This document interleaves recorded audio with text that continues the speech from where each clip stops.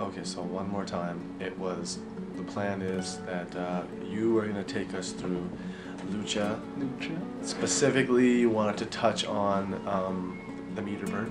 Yeah, the meter burn. I also, honestly, I think I'm ready to just get right into it if you are. I'm ready to get ready. Hello again, once again. Welcome everybody to another episode of Wrestling Ramble, Mike and Big E. Here to break down the world of pro wrestling, shenanigans, hooligans, and everything in between. Like the big man mentioned, he wanted to talk about the meter burn. Tell him about the meter burn. Well, there was a certain trios match on Lucha Underground, starting with Lucha Underground, by the way, and it was the Disciples of the Dead versus the trios team of, it was Jack Evans, PJ Black, and the Lone Dare PJ Corbin, and Phoenix. That's right.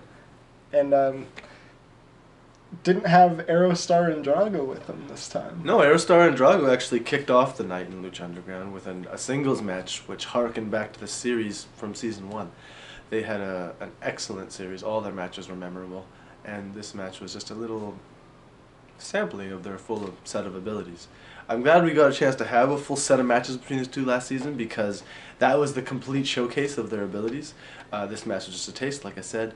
I'm not sure exactly what Dario Cueto has in mind for El Drago, for Inframundo, or the Starman from the Cosmos, but we'll see soon. But yeah, the Firebird teamed up with Evans and PJ against the Disciples of Death. And what happened exactly? Well, I mean, overall it was a good match. Like, Phoenix and Jack Evans and the Lone Dare worked pretty well together. Oh, they did. But ultimately, Disciples of the Dead lost the match, and Katarina was not happy. No. Afterwards, Katrina met the boys in the locker room and demanded that at least one of them give her some reason why they should be allowed to stick around at all. I mean, her being a dead woman, I personally am led to believe that these dead boys were either resurrected dead people or, brought into this world through magic. Magic that Katrina and her Bloodstone somehow have control of. So in this appeal for commitment, one of the dead boys demonstrated that he stood above the other two. Demonstrated his Mortal Kombat ability by performing 2 fatalities on the other members of the Disciples of the Dead. Seth Rollins. He's behind him. I'm sorry, Lucha Underground fans, that I don't know this particular or any of the Disciples of Dead's names, but the one who did the heart stealing, is he poised to become the man in Lucha Underground? I have no idea. I have no idea what's going to happen with him. Like, is he just going to become one super-powered Disciple of the Dead and also come after the Lucha Underground Championship to try to, doubly secure it for Katarina? He may. He honestly may, but I don't think it's going to happen anytime soon. No. Because I know you don't want to talk about it. This week on the program, the main event of Lucha Underground was a big hoss battle. Oh, yes, it was. A big hoss battle that I don't think we're going to see the end of anytime soon. So, this newly empowered EX Dead Boy, we're not going to see him in the title picture just yet. No. Because for now, the 2 big hosses of Lucha Underground, the Monster Matanza and the Man of 1,000 Deaths, Mil Muertes, are locked in a battle, the likes of which I personally have never seen. Babyface Mil Muertes. Yes, Babyface Mil Muertes, as I mentioned to the big man earlier, is now one of my new favorite wrestlers. Because same here. I don't know how or why exactly, but the combination of being the Man of 1,000 Deaths and being, as, what was it that Vamp called him? The lesser of 2 evils? Yeah. That was really good commentary. As always, the Striker and Vamp just killing it in the commentary. But being the lesser of 2 evils, indeed. Being the lesser of 2 evils, I don't know why. I feel like in the battle between him and Matanza, I just want to root for him for some reason. Even though he's a dead man resurrected by a ghost. Yeah, I felt the same way. For some reason, I want to get behind him.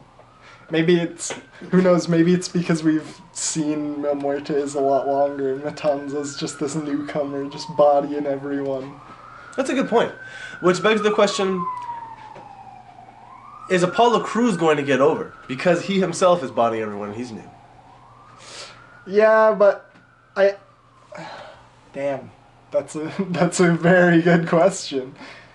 I don't know. He did have a really good promo. Was it this Monday on Raw? Mm-hmm. Yeah, it was a lot better than promos he's had in the past. He didn't smile. No.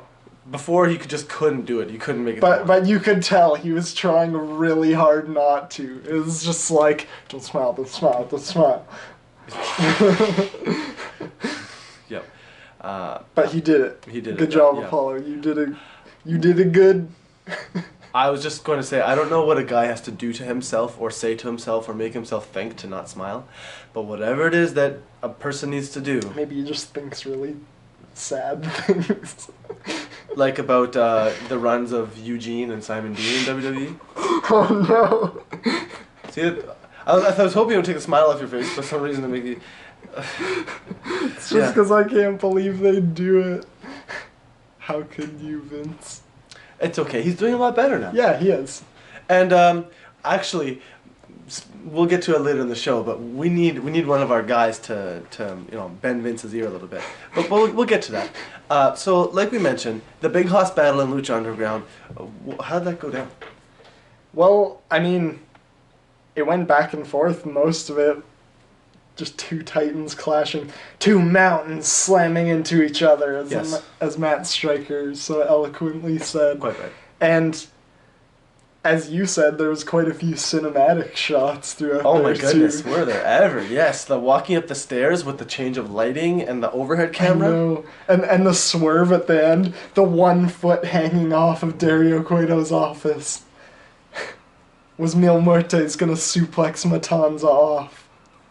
Instead, the monster got put right through his brother's ceiling. Yeah, with a flatliner, a devastating flatliner, and everyone looked shocked. Yes. Holy shit chants ringing throughout the building. Deservedly so. Yeah. Things are looking really hot in La Templo. And before we leave Boyle Heights this evening, the final vignette of the evening warrants mentioning, I think. Yeah, because who was that? What was any of that? Question number one, where is El Patron right now? Jobbing to Roman Reigns. We'll get to that later in the program. But aside in a disbanded league, a visionary denied his comrades. Oh, you're a poet. I wish this show had the kind of production values that Robert Rodriguez provides Lucha Underground, because with this guy's... We need to find a staircase with a red light so we can fight our way Yes. Yes! I want to do that now! Next episode on the program, cinematic fights between me and the big man. Just randomly. With just this camera, though, and no lighting or visual effects. No. Not exactly sure what that final vignette meant. I have a feeling we're going to find out soon. It better not mean less Joey Ryan, or I'm gonna find you, Dario. I don't know. Looking for Dario? Matanza's gonna eat me. Yes, he will be. Yeah, I was just going to say, what do you think, like, Matanza, does he only eat human flesh? Or can, like, Dario buy him KFC? I don't know, maybe he just gets like a bunch of meat. Just raw meat? Bulk meat, and just like cooks it. Yeah, I believe that. That makes complete sense. Or he just feeds them like cows. He's just a total monster. A living cow. Just through this cow. God. No mercy. No.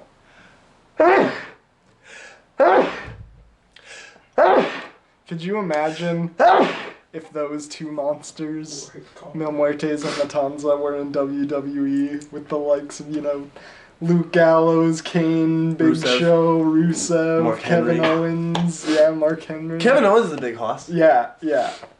Who's the smallest big hoss in the world? The smallest big hoss?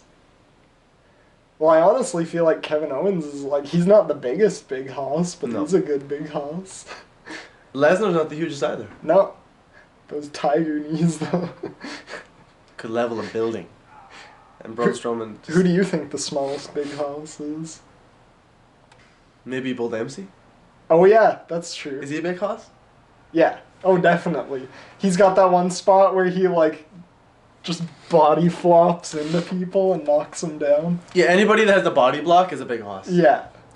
Does that mean Nia Jax is a big hoss? I mean, No, is no, that no, okay she's to not. No, say? no, no, no, no. Cut it. No. I've established right here on this program tonight that big hoss is a male-only term. Liv Morgan's a big hoss. No, she's not. She's really strong too. But She's a powerhouse. I know she is a powerhouse, but we can't use that term for girls. It's not right. Can big hoss just mean they're strong? Although I guess that's a... Well, big hoss is like for someone who has a lot of body blocks and like splashes and stuff. Okay, great question, E. What are the criteria for being a big hoss? So number one, I think you have to be over 260, maybe? Yeah, I think so. And neither Nia nor Liv Morgan over 260. No, so definitely not. it doesn't even matter. Number one. Number two. Splashes. Yes, obviously. Chops, maybe? Optional chops. I would say either really hard punches or really hard kicks. Yeah. That too. Yeah. Big boots, That works. also good. Oh, totally. Super kicks, Yakuza kicks. Suplexes. Yeah, that sort of thing. So, like, power moves, splashes, and over 260. Yeah. I want to see a wrestler that has just a bunch of splashes and then, like, the cannonball that Kevin Owens does, just, like, using his body as a weapon constantly. All splashes? Yeah. That would hurt. Crossbody. Well, that would hurt himself a lot. Yeah. He wouldn't have a long career if he just did that. Who are your top favorite 3 big hosses in the industry? Oh, man. Mark Henry, for sure. Mine too. He's really good. Honestly, Baron Corbin's getting up there. He's good. He good. And also, I was really impressed by Luke Gallows on Monday night. Yeah, he's a legit big hoss. Big horse. Yeah, it's got to be Big Kev, Kane, and Mark Henry for me. Those are my favorite big hosses. Kane. That's only the 3. The Damon. If only the 3. I feel like I get swerved every time you even hear the word like demon these days. But if we can get, With the Irish accent.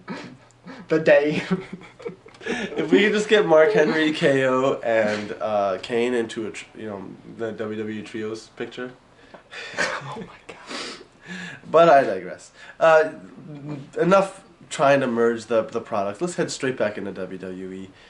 This week on the program, what happened on NXT? On NXT, started off with, it was another, torch passing. It was Enzo and Cass versus the American Alpha. And overall, as expected, it was a 5-star match. And, well, I mean, I don't know. Well, it was good. It was good. But, American Alpha went over as expected because Enzo and Cass got bigger and better things to do on Raw. Yeah. And after that, it was the debut... Wait, was it the debut of No Way Jose after that? Yeah. Oh, yeah. So No Way Jose, basically, I feel like is what Fandango should have been. More or less. Yeah. With a lot of his moveset. Minus the airplane spin. Yes. But you could maybe talk about your feelings on the airplane spin a little bit. Well, as I've said before, I think I get the fact that he's a dancing-oriented character, and it's kind of like sort of somewhat dancing. But the fact is, the airplane spin, and I brought up Eugene earlier, the airplane spin is just not a serious finisher. All it does is makes a person dizzy. And you could argue the big swing makes a person dizzy, but the big swing takes a lot more effort on the person doing the swing. So also, you could argue there's a lot of force when they come out of the swing from being swung around when you toss so him? much. Yeah. Or when he's with Tyson Kidd, he get kicked. Yeah. The big God. stop. One of the best finishes in the business. Lethal. Yeah. But as far as finishing moves go for Jose, what are some suitable options? And don't say Fandango's last waltz. Because that surprisingly is suitable, but you're going to have a short career if you have to hit people with a leg drop off the top rope every night. Like the Macho Man. Oh. I don't know. You never see, well, you hardly see people use the the double axe handle off the top rope, and that I don't think that's a bad Alberto finisher. and Miz both use it. Yeah, but they don't use it that often. Okay. So, he could. I can't really think of anything else that would, like, really stand out as a good finishing move. Do you have anything that you can think of? Well, the first thing that comes to mind is Big Cass's finish. The East River Crossing, that, like, it's kind of like that spinning STO type thing. Oh, yeah. It looks kind of like you're dancing with the person. Yeah, you're right. That would be a good one. Yeah, you kind of, like, swing them around, and then you end the dance. That's the first thing that comes to mind. That or he could, and actually no, I was going to suggest he could do like a, and then a punch, but that's what R-Truth does. And the Usos? Yeah. Never mind. So let's just stick with my first suggestion. I'm just going to suggest something worse if we keep going. So yeah, No Way Jose. Or a super kick. Yeah! Oh my god, why didn't I think of that? Everyone already has No, super we haven't kick. seen anyone do super kick in years. No, never. It's never happened, ever. No. What is super kick? Yeah, I have no idea. But we might have to look it up. More Ronaldo might know, though. Yes. A sushi garushi? What? Ah! That right there, like the 20 seconds, was just you just summarized an episode of SmackDown. That's SmackDown. That's it? That's basically it. So we don't have to talk about SmackDown this week. No. The main event on NXT was Apollo Crews getting choked out by the big man. Joey Samoa. Joey It didn't even matter No, it didn't. because the Damon lost the title at a house show. Stop everything. I know. Finn Balor loses the NXT title at an untelevised event. Oh! And then proceeds to not come to Raw the following week. No! Even though he said he'd see us on Monday. He swerved us. Maybe he's watching us. Yeah. Who knows? He's watching the show. Oh, okay. At the end of the episode, we gotta make sure we thank Finn as well. Yeah. Thanks, Finn. You're the man. I don't know what happened with the title, but You'll get it. we'll see yous on Monday. I don't know. See us on Monday. Hopefully with the Biz Cliz, because they looked really, really, really good. Oh my god, did they look good. And just brutally destroyed the Usos. Yes, let's just run down Raw really quick, because honestly, fans, this is the type of thing that we can break down in 5 minutes. Yeah, because there was so much just like... I mean, they were good matches, but a lot of blow-off matches that were just building up to Payback. Mm-hmm. Because it's so soon, so they're just like, eh.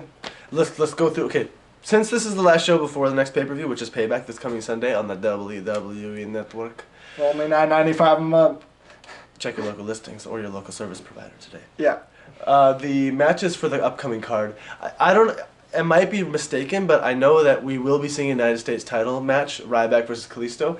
In all seriousness, it might be on the Payback pre-show. Yeah, I was going to say pre-show. But I digress. The Miz, Mike Mizanin, and his lovely wife Maryse are going to be in action against the 00 Swiss, the Swiss Superman, who's almost certainly going to be swinging Miz straight out of the ring. Yep. And winning that Intercontinental title, which will be on the line this Sunday at Payback. Also on the program, the #1 contender for the Tag Team Bronze was going to be determined. It's going to be a match between Cass and Enzo and the Vaudevillains. Yeah, and it's going to be decided at Payback, which I thought was interesting. I thought for sure they were going to do it on last Raw. We talked about it last week on the show. Yeah, but I honestly have a feeling, and we talked about this before the show, that because the #1 contenders match is going to be at the pay-per-view, that I feel like it significantly decreases the chances of whoever going over, winning the Tag Team Bronze. I'm in complete agreement with you there right now. Especially because the New Day, they've got a vice grip on those titles. They keep it tight. Yeah. And we know who for. And they what. keep it dirty. They absolutely do from time to time. Not as dirty as Revival, but pretty dirty. No. Pretty dirty. Yeah, Revival is outrageously dirty. Yeah. Well, actually, you know what? I want to see Xavier Woods come out from the other side of the ring underneath. I'm surprised he hasn't already. Yeah. Step it up. Absolutely. Also in the tag team division, we saw the twin brothers Jimmy and Jay facing off against WWE's newest superstars, the Machine Gun Carl Anderson and Luke Gallows. Bullet Club. thunderous Bullet Club chants, lots of Bullet Club signs in the audience. The fans in Hartford, Connecticut only seem to pop for Damien Sandow, but we'll get to that in a moment. The former members of Bullet Club looking very impressive in their debut. From what I've heard all across the internets from earlier today, from the various different podcasts and radio shows and stuff, a lot of people believe that it wasn't a suitable match for them to debut with because it was too long and they didn't absolutely destroy them.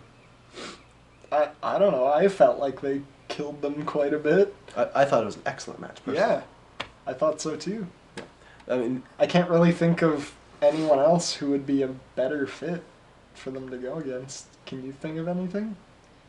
if Ascension were together... Yeah, you're right. Oh my god, that would actually be good. Yeah, not even like a 5-minute squash match. No, like they would make it entertaining. They would. Because I like to laugh and joke about this guy's favorite tag team all the time. Actually, I forgot about Connor. He's actually a pretty good big hoss, even though he's gone for now. Moment of silence. Do I need In the arms of... Do I need to fly up a graphic of Connor? Yeah, just with like a single tear, just like slow zoom on his face.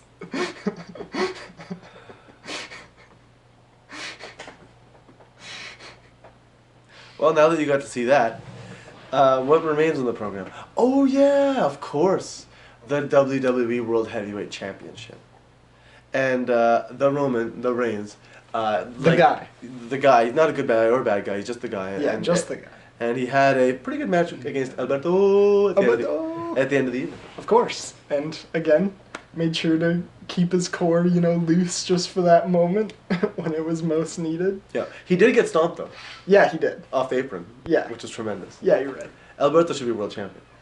Yes, he should. But I digress. Especially because the League of Nations isn't together anymore. All of them need to be in hot feuds. Like, they're so good. Yeah. And speaking of former League of Nations members, the other two guys were also in action last night. The first being Rusev in action against the Montreal Kid. Both of them kind of just putting people over. Well, yeah. like they weren't squash matches, but they ultimately did. Sammy rolls up Rusev for a schoolboy. Yeah. Clean. Yeah, you're right. So that right there establishes Sami Zayn. Like, honestly, if Sami and Zayn were ever to have a match against Kalisto, that United States title would be around his waist faster than you could say Mexico. Yeah, you're right about that. But it's funny, though, because if he rolled up Rusev clean, what does that say about John Cena? Does that mean Sami Zayn is just too strong now? Yeah. They're booking him really strong right now. He's probably going to go over Kevin this Sunday. Yeah, probably. I don't know how I feel about that all of a sudden. I don't know. That or we're going to get a screwy, screw finish where it's just like a no contest or something and they're going to keep brawling. Yeah. And then Finn Balor will come out. Finn Balor's going to get involved in that and the Bullet Club stuff too. Well, just living human Finn Balor can get involved in that one. Oh, okay. No, or maybe the demon can be with Kevin and Sami, and the human one can be with Bullet Club. What if he, Shades of Kane pulls someone down to...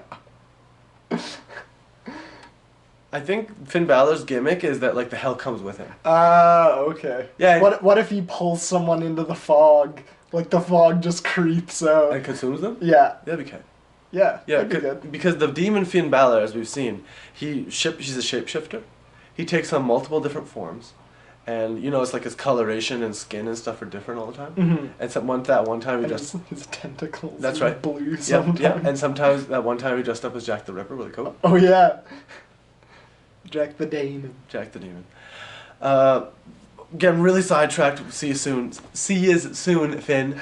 But the first match of the night... See you soon, Dove. Will you stop? The first, and in my opinion, best match of the night from Raw last night, and it takes us straight into that WWE World Heavyweight Championship match. It was the phenomenal AJ Styles against Sheamus, the whitest man in the world, and what proved to be an excellent... The floating mouth. That's right. The floating mouth and the phenomenal one proved to put on an excellent match. Zoom in on the mouth and just use his tongue in there. The two of them put on an excellent strong style match. It Yeah, likes they so much did. that we would see in New Japan Pro Wrestling any night. So stiff. Very stiff. The phenomenal forearm just about took his jaw off. Yeah. All of AJ's forearms look tremendously stiff. None of them look worked. They all look like shoot, shoot, shoot, shoot, shoot. Yeah, and it was a great match overall. Yes, it was. Sheamus is the type of guy who is best suited against someone who goes in and keeps it dirty. Yeah. And that was exactly what we saw last night. And it was good, in the words of the great philosopher Booker T. The WWE Hall of Famer, the 5-time WCW champion. Mhm. An icon in sports. How many times was he tag champ? Many times. All the time. All the time. Harlem Heat is one of the greatest tag teams in the history of the wrestling business. Yeah, they are. They're so good. What's the all-time best? Oh god, all-time best. Holy shit. I have no idea. There's so many good choices that are like different. Is it Tully and Arn? Is it the Brothers of Destruction? Is it the Hardy Boys? Is it the Dudley Boys? Is it Edge and Christian? Maybe one day Gable and Jordan will get there. Diplomat. They are really good right now, though. They're on the high road to becoming an iconic tag team. There's absolutely no doubt about that. I gotta plug the Gable and Jordan on the Every show. single episode. Yeah.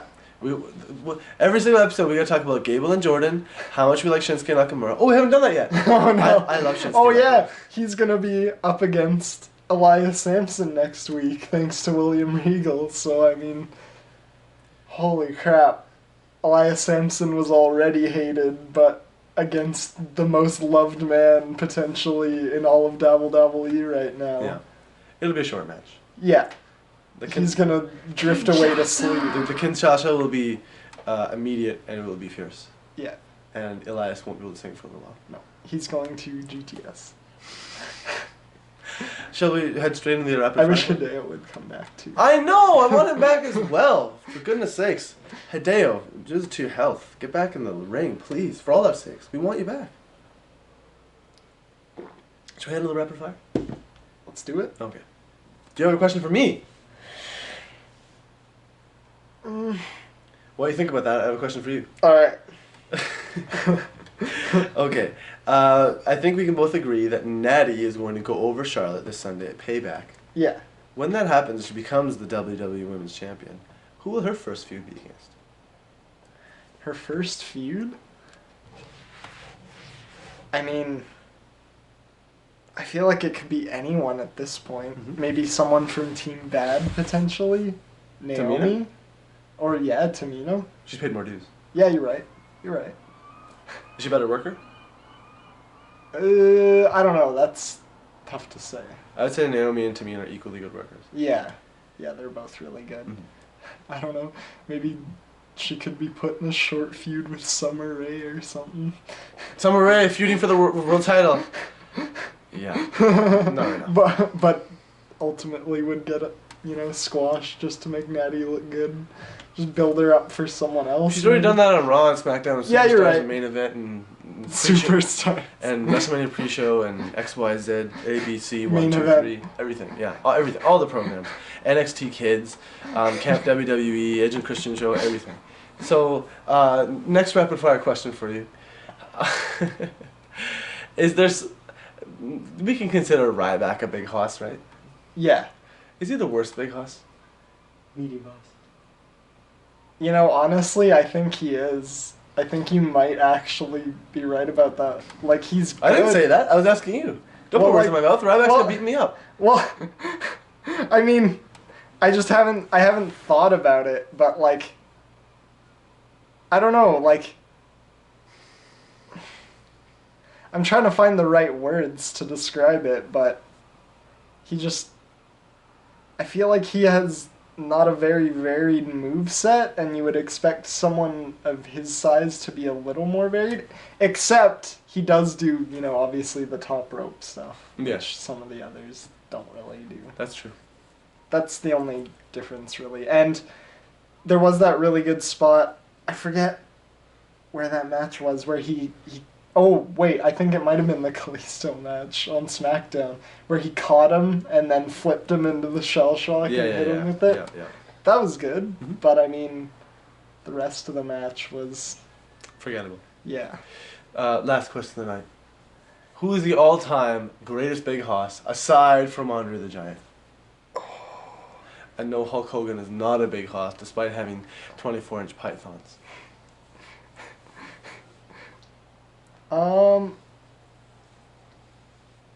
Would Ultimate Warrior count?